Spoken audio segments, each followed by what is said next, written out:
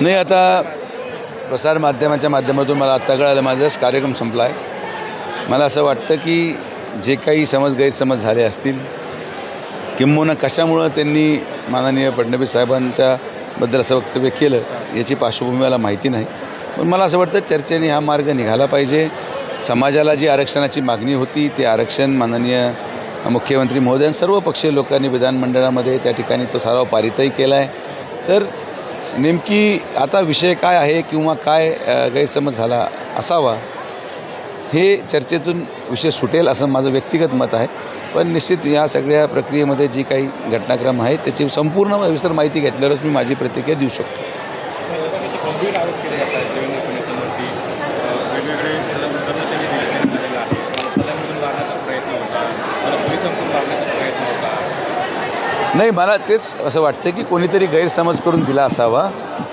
त्या सगळ्या वक्तव्यांच्या पाठीमागं कोण गैरसमज पसरवण्याचा प्रयत्न करतो आहे किंवा कोण त्यांचंही मन दूषित करायचा प्रयत्न करतो आहे हे देखील शोधणं आवश्यक आहे. पण जसं मी मगाशी म्हटलो की यामध्ये कुठलंही तथ्य नाही.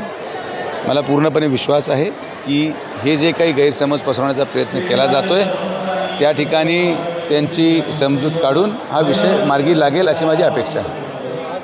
राजकीय षडयंत्र नाही, मी म्हणत नाही राजकीय षडयंत्र, पण मला असं वाटतं की जे कोणी चुकीची माहिती त्यांना देण्याचा प्रयत्न करत असावा किंवा त्यांच्या मतामध्ये ज्याला आपण म्हणतो विष कालवायचा प्रयत्न करत असेल, हा कोणीतरी एक व्यक्ती असावा, अदृश्य ज्याला आपण म्हणू शकतो, जो हे करायचा प्रयत्न करतो आहे.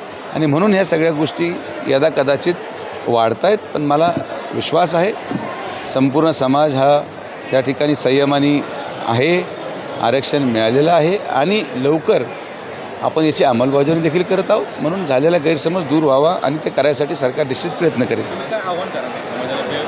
मी सगळ्यांना विनंती एवढीच करेल की जर काही गैरसमज झाले असतील किंबहुना कुणाच्या सांगण्याहून काही चुकीची माहिती यांच्यापर्यंत पोचली असेल तर ती आपल्याला परत एकदा बसून त्यामध्ये मिळालेली माहिती चुकीची आहे का बरोबर आहे याची शहानिशा आपण करू. आणि समाज आज समाधानी आहे आरक्षणाच्या बाबतीत.